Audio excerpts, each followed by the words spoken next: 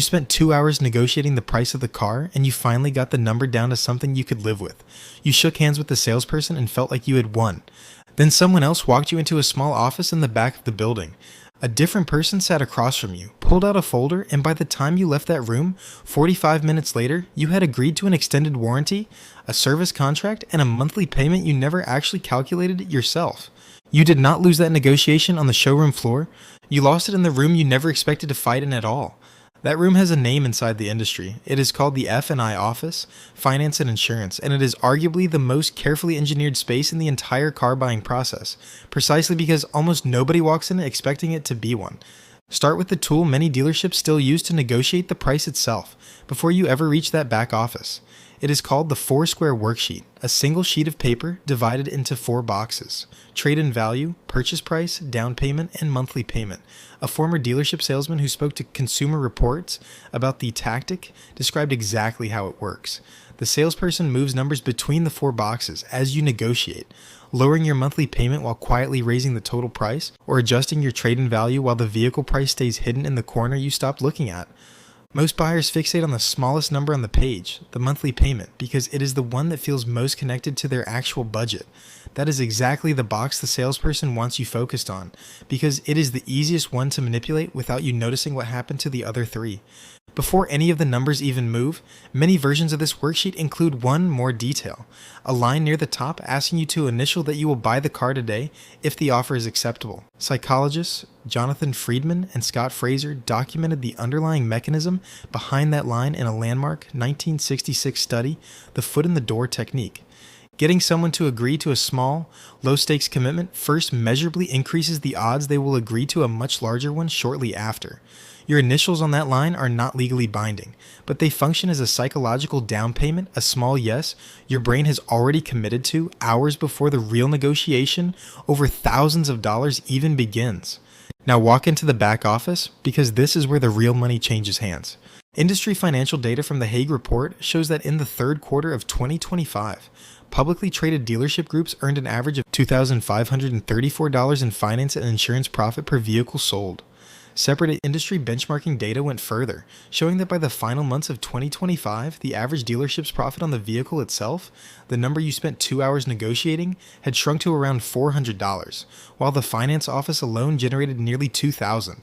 Close to 9 out of every 10 profit dollars on a typical deal were now coming from the room you walked into after you thought the real negotiation was already over. This is not a coincidence of modern car buying. It is the current business model.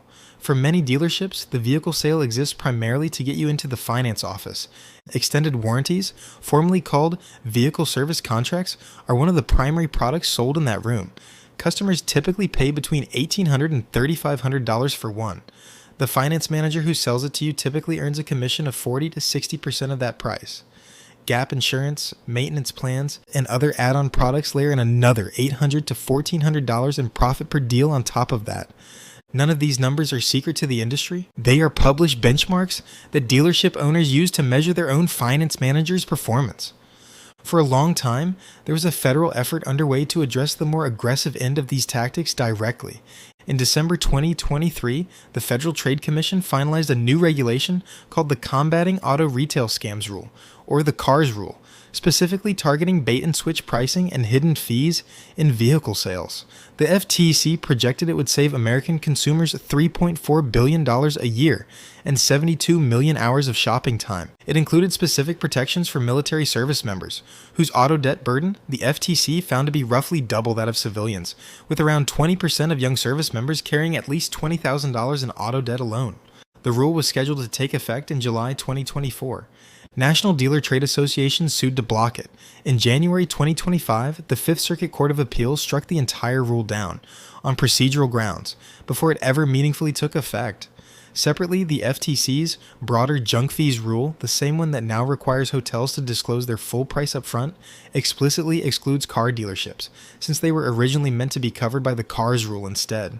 As of today, that leaves a real gap. There is currently no dedicated federal rule specifically governing junk fees and bait-and-switch tactics at car dealerships anywhere in the United States.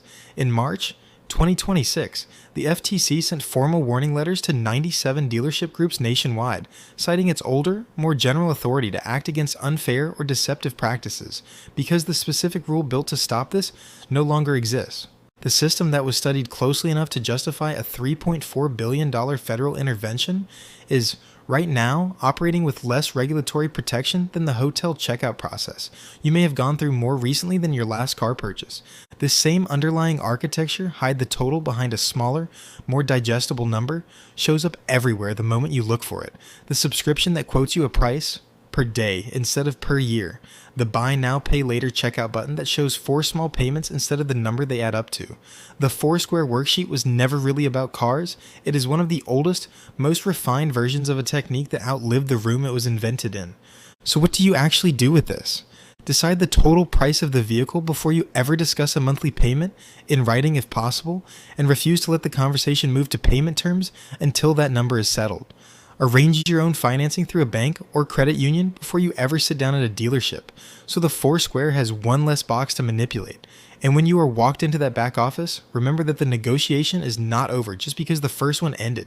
It is a second room with a second set of numbers and a second person whose entire job is built around one specific figure, the one on the sheet you have not signed yet.